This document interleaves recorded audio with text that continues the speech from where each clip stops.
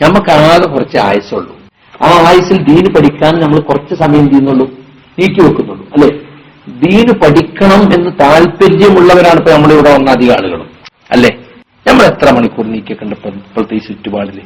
കൃത്യം 1 മണിക്കൂർ നിത്യവും ദീനി ദർസുകൾ കേൾക്കുന്ന എത്ര ആളുണ്ടാവും?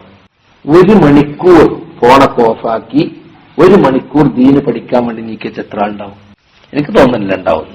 ചില ആളുകൾ ഉണ്ടാവും. ഇപ്പൊ ഇന്ന് ഒരാൾ വിളിച്ചാൽ ഞാൻ 3 ദർസ് കേട്ടു. കുറച്ച് പ്രായമുള്ള ആളാണ്. അങ്ങനത്തെ സൗകര്യപ്പുണ്ടല്ലോ, ഫോണിൽ തന്നെ ഡൗൺലോഡ് ചെയ്തിട്ട് കേൾക്കാണ്. മനസ്സിലായില്ലേ? അത്ര സൗകര്യമെല്ലാം നമുക്ക് തന്നിട്ടുണ്ട്. ഇനി നമുക്ക് ഒരു എതിറുമില്ല. എവിടെ നടക്കുന്ന ക്ലാസ് നമ്മളെ കയ്യിൽ വരികയാണ്. അല്ലേ? എന്നിട്ട് പോലും നമ്മൾ എന്ത് ചെയ്യുന്നില്ല, കേൾക്കുന്നില്ല. നമുക്കറിയുന്നത് ധാരാളം ദർസുകൾ അറബിയിലായാലും ഇംഗ്ലീഷിലായാലും മലയാളത്തിൽ മാത്രമേ കുറവുള്ളൂ. കാരണം ക്ലാസ് എടുക്കാൻ കഴിവുള്ള ആളുകൾ കുറവാണ്. നമ്മളിപ്പോലത്തൊക്കെ തുടക്കക്കാരായതുകൊണ്ട് ചാടി വീണ് ക്ലാസ് എടുത്താൽ പിന്നെ അബദ്ധം വരണാച്ചിട്ട് കുറച്ചേ പറയുന്നുള്ളൂ. മനസ്സിലായില്ലേ? പട്ട് നിർത്തിവെക്കാൻ വയ്യല്ലോ എന്നുള്ള നിലക്കാണ് നമ്മൾ കുറേശ്ശെ എന്ത് ചെയ്യുന്നത്, അബദ്ധങ്ങൾ വരാതെ കുറേശ്ശെ ക്ലാസ് എടുക്കേണ്ടത്. മനസ്സിലായില്ലേ?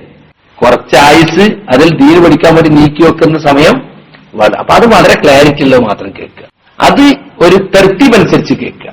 ആദ്യം പഠിക്കേണ്ടത് പിന്നെ പഠിക്കേണ്ടതില്ല. നമുക്ക് അതിലൊന്നും ഒരു തർത്തീബില്ല. അതുകൊണ്ട് 25 കൊല്ലം കേട്ടാലും അവിടെ എത്തൂല നമ്മൾ. അവരവസ്ഥയാണ് നമുക്കുള്ളത്.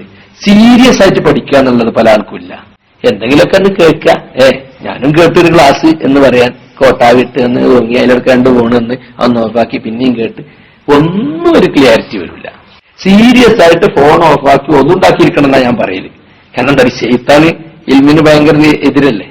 അപ്പൊ അതുകൊണ്ട് അങ്ങനെ നമ്മൾ സീരിയസ് ആയിട്ട് പഠിക്കാൻ തുടങ്ങണം.